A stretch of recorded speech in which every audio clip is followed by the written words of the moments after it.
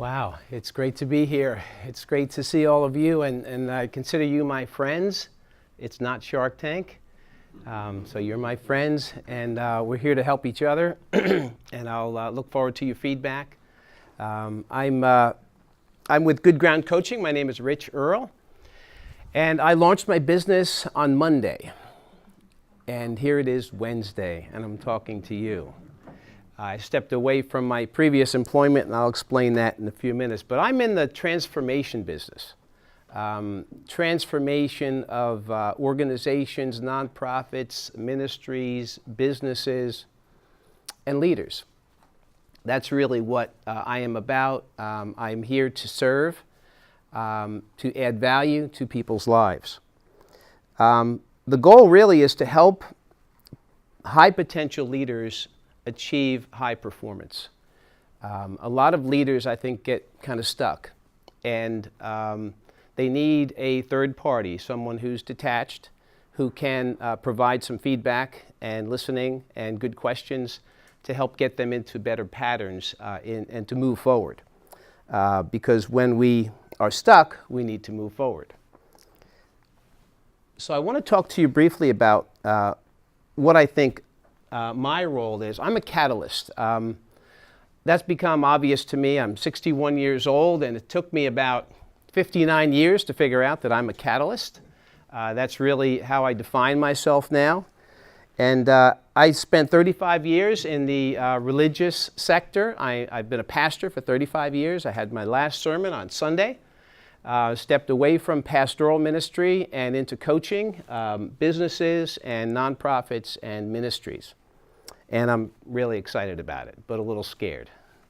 The church is kind of a little cocoon, and it's a very protected environment. So I'm stepping out onto the street now, and it's a little different. I've preached thousands of sermons. I've run hundreds of meetings. I've raised hundreds of thousands of dollars for churches, and the church is a business, really. It's an organization, and I've run several of them, and love doing that. But during that time, I learned about my gifts and my weaknesses, and one of the things I learned is that I function best as a facilitator and a catalyst in people's lives.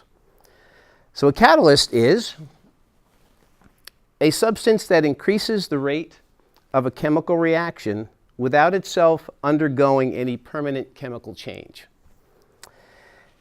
So a catalyst is something that is added to an equation that doesn't change but changes the equation.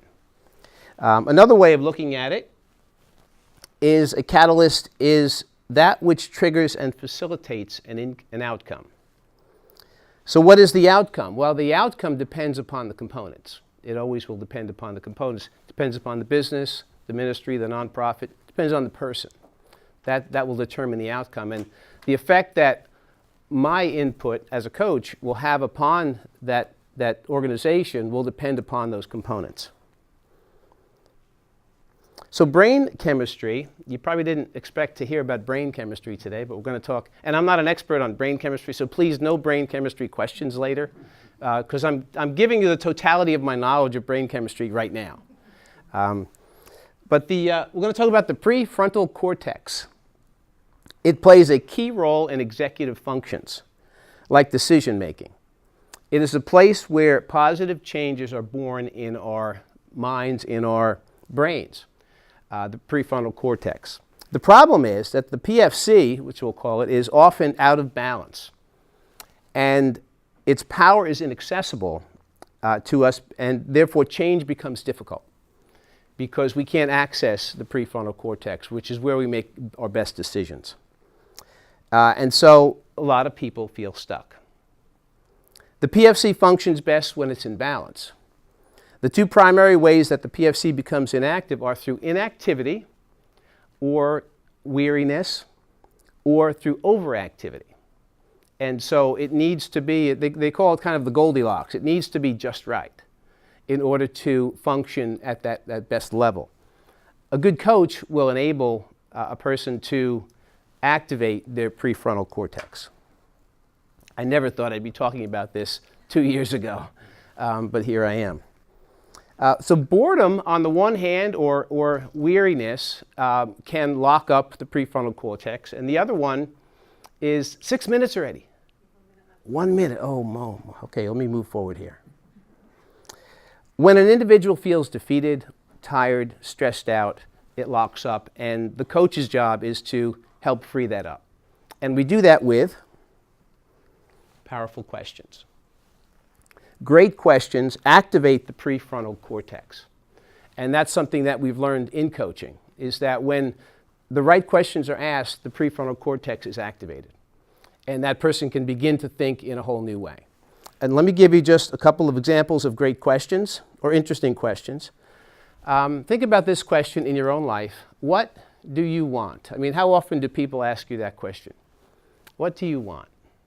Maybe at, Starbucks, they ask you that. But in life, not so much. Or what is important to you is another question that can begin to move things into the prefrontal cortex. Or in any given situation, what is the real challenge for you? And I have just been deactivated. Thank you. So you didn't really get a chance to talk about your business model, what you charge, and things like that. Yes. Have you given any thought to consulting fees? I mean, you got SBDC here, a great resource. Yeah. They're willing to coach me for free. Right. At least initially. Yeah. So what's your business model? Business model is to find folks that recognize their need.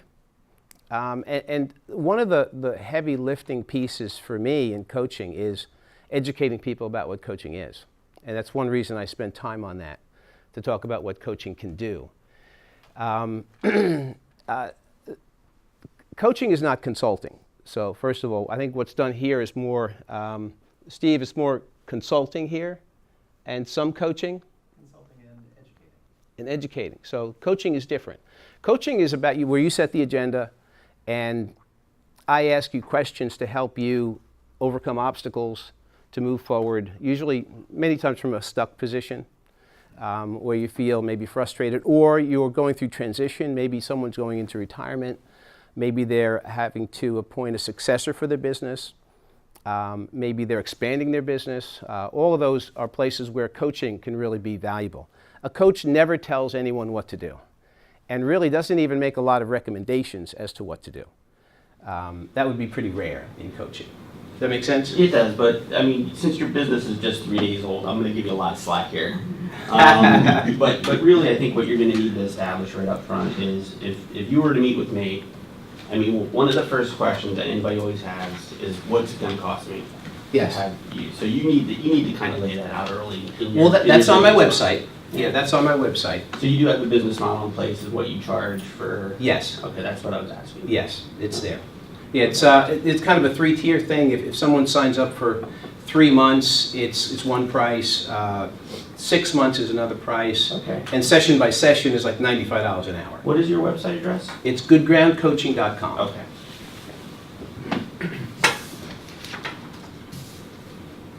Thanks for those questions. Yes, Reed. Yeah. You're talking about leaders. Are you isolated to certain industries or service areas, or do you define leaders as, or having an essential base that you then deal with? I'm an expert in nonprofit and ministry. Those are my expertise. However, coaching does not really require expertise in any particular area. I can coach anybody because it's about life, it's about decision making. For example, I'm coaching a young man right now. He was the CFO of his school district, and I've been coaching him for about 6 months, and this week he was just appointed superintendent. So there's the education industry. It's not a heavy lift for me to coach someone in the education field at all, because the issues really don't matter that much. What matters is the ability to make good decisions and to think forward, and that's what a coach is skilled at doing. Can I capitalize on that question? I'm sorry, guys. Oh, no. But you said about, that's one thing that caught my attention, is you said about high performance leaders. So again, I don't mean to back to a business model, but when you think about high performance leaders, that's a very small segment of the population, right? So you're really limiting your clientele based on that. And being new into the business, have you considered maybe working with some less high performance guys, CEOs, you know, not necessarily to refine your skills? Because if you start off with a high performance lead, you're learning this at the same point in time you're going to be coaching these guys. I mean, it's like, if I'm going to sell somebody, I don't want to go sell my biggest fish. I want to go find some small ones, hone my skills, and then I can go after that big fish later. Have you considered doing that? I am doing that. Okay. Yeah, absolutely. Yeah, this was, you know, I was kind of shooting for the moon here. Okay. And I have to, I'll be learning really, who can I coach best? I mean, I don't know that yet. I'm coaching some pastors. I'm coaching a housewife who wants to lose weight. Okay, I'm coaching the whole. Whoever calls me, I'm going to coach them. You know, I'll coach a rock if because I am in the learning process. Yes. One of the initial thoughts I had as well, going back to the business model, is how is your personal touch going to be different from something that I can YouTube or Google all day long from a coaching or a transitional perspective? Like, what is unique about why I should be paying for your services? Sure, that's a good question. And I don't know that can really be answered until it's experienced. I mean, the first consultation is free, and usually they can get a pretty good feel. You know, I'm an active listener. I'm a very good listener. You know, there are 3 types of listening. There's, you know, level 1, 2, and 3, and when I'm coaching, I'm always at level 2, which is all about you. You know, you've had those conversations with someone, and you mention something, and then they tell you how that relates to them. It's not really a conversation, is it? Well, coach doesn't do that. A coach always goes back to you. And I don't know about you, but that makes you feel great when someone is totally focused on you. You're not going to get that from YouTube. It won't be focused on your issues and your situation in life. Level 3 is another issue. I could have talked about that today, but we don't have time. Does that answer that question?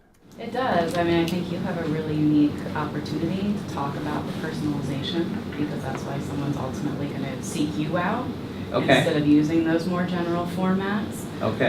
So to your point, the focus on them is great, but also, you know, what can you uniquely provide?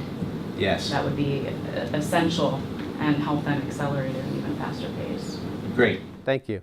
You know, I think experiencing it is the best way, but so I don't think, you know, for example, I don't think Facebook is going to be that helpful to me. It's going to be a lot of personal contact, one-on-one type stuff, meeting me, having coffee, and saying, boy, I'd love to help you. So, thank you. Being a former pastor, is your coaching faith-based? No. No, I can coach anybody. Yep. That's a great question, though. I mean, I'm bringing all that experience, though, of working with people, all kinds of people. My last church was in Shamokin, for example, for 20 years, working with pretty hard population. But before that, I was in the Hamptons for 8 years. A totally different population. I have a pretty broad experience. I spent most of my life on Long Island. Yes. I work in an industry that's pretty unique, but I can see definitely right now it's an industry that's in turmoil, which is agriculture, working with dairy farmers, and I could see where the folks that I work with, a lot of them could really use the expertise of someone like yourself. But one question I've got is part of, I mean, their career is focused, culture is a lot of that, having many of those people have 4 or 5 generations that have been involved in that, and many have got to make very difficult decisions right now from a career change standpoint as well as a family standpoint. And part of what they need to do is be very analytic and look at the financial, the black and white of whether they can afford to continue in business. So how would you coach as well as help them to move in the direction that they need to financially or technically to improve their technical expertise in a certain area to continue?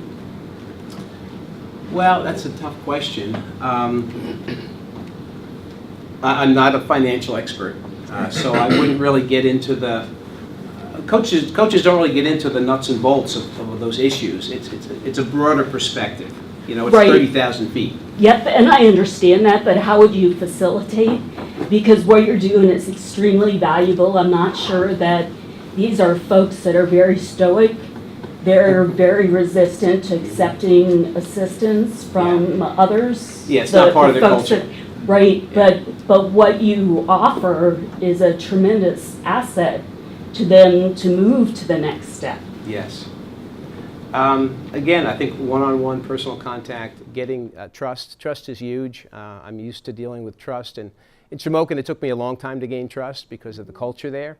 You know, I would probably need to have some connection. You know, maybe I'm sure there are groups of farmers and agriculture people that gather in certain places, and I would want to make a presentation to them and talk about what I do, and then begin to change the culture there to be open to the idea of something like coaching.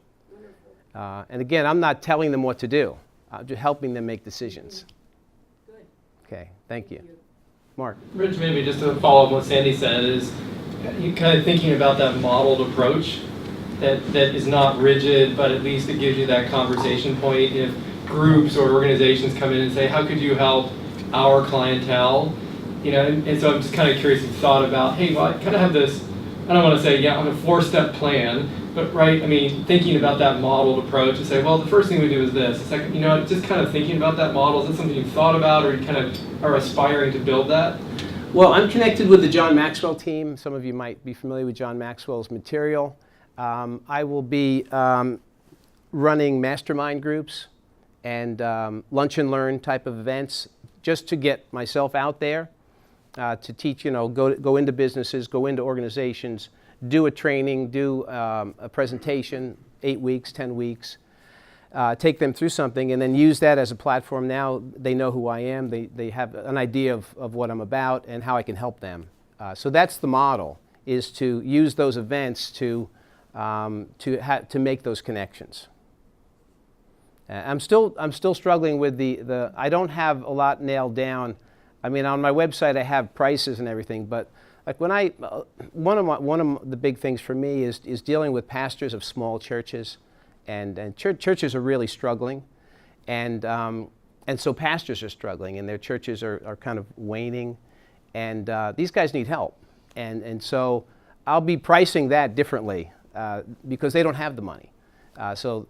One price for business, one price for agriculture, and I'm still working on that. And any help with that would be a huge help to me, because I'm not sure how to do that on a website. I don't want to say, hey, I've got a whole range of different prices for different groups. So I need to nail that down. I'm not a businessman at this point. I mean, I am now, but I wasn't 3 days ago. Yes, sir. One of the things we like to talk about is the definition of success, and I don't know if you've spent any energy yet in defining what your business success would look like. You know, so, you know, for your own self, you know, I like to start at the end, because then we can kind of work backwards and build a plan to serve that. That answer. That's a great thought, and I have given that quite a bit of thought. I want to be the go-to guy for organizations that have great potential, and this getting to your question, I'm not going to be able to help someone that is stuck and is going to stay stuck, but someone who's able to move forward, who wants to move forward, and who would respond to coaching. I'm not going to be pushing. I'm not a pusher. So I want to be the go-to guy to add value, and the value will be added regardless. In other words, initially I will be adding value for free, just giving it away. And then when people realize, wow, I was just helped, then they're going to want more of that product, so to speak. Does that make sense?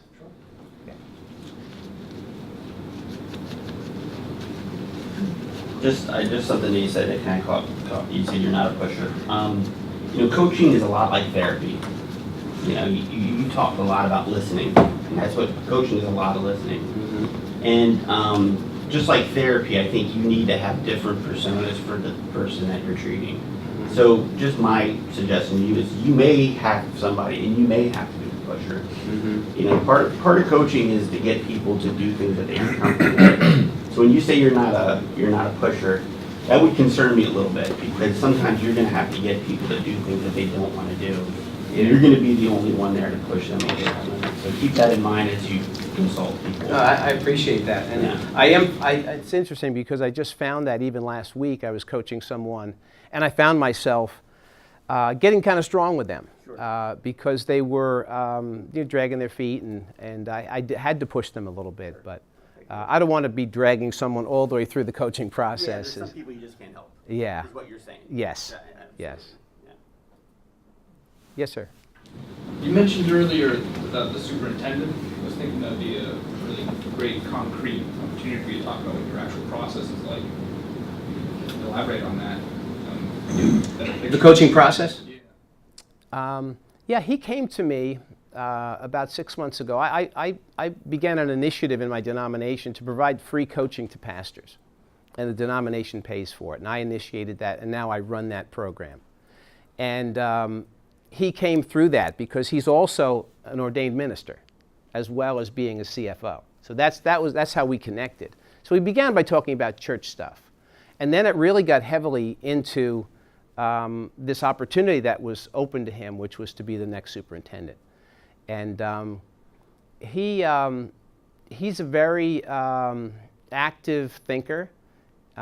He's a very bright guy. He's young. He's open. And he was very easy to coach. He's maybe not the best example because he kind of coached himself. And that's really the ideal situation. I mean, someone who's really ready to be coached will almost coach themselves. And I can just kind of sit back and pound out some questions, and they just flow with it. It's beautiful to watch. And that's what's hard to describe. It's very hard to describe that. You have to experience it. That's one of my frustrations, and I think I'll be doing some videos, and maybe Facebook would be helpful for that, to talk about that and maybe do some demonstrations of what coaching looks like, because I don't think folks really understand what coaching is. So I don't think I did a very good job answering your question, but okay. Follow-up to that is, so kind of just got, like, what's next? Do the folks you work with, do they reach out to you next? Do you reach out to them next? How does that relationship continue over that month? Now you're talking about like with the lunch and learns and the masterminds? So I was just thinking when you're coaching the superintendent, kind of, like you've met with him, you've had a conversation, kind of what's next? Like how does the outreach happen? Does he call you back and say, hey, just need to give you an update? Does he have homework? Oh yeah. Yeah, that's thank you for pointing that out. The structure of a coaching is a 1-hour appointment, generally twice a month. With him, I meet on the phone. It can be in person, it can be FaceTime. There's lots of different formats, whatever the client prefers. But the phone works fine for me, as long as it does for them. If it needs to be in person, that can be done. But yes, action steps are imperative. Without action steps and even before the action steps, broader goals. Initially, you're talking about broader, why are you here? What do you want to accomplish? What's your goal down the road? And then, there's transactional coaching, which is, okay, let's solve this problem now, this immediate problem. Then there's also transformational coaching where, okay, for me, for example, I'm being coached. I'm transforming from a pastor to a businessman. And I'm having to change my identity in a sense. And I need help with that. And my coach is being very helpful. That's transformational coaching, which is very different than transactional. They're both important. And I like doing the transactional, and that's usually what most of the initial appointments are about, is let's solve this immediate problem. But over time, that should turn into they're becoming someone better. They're growing. It's really about growth. Personal growth. I believe that if the leader is healthy, the organization will be healthy. And so my job is to help the leader get healthy.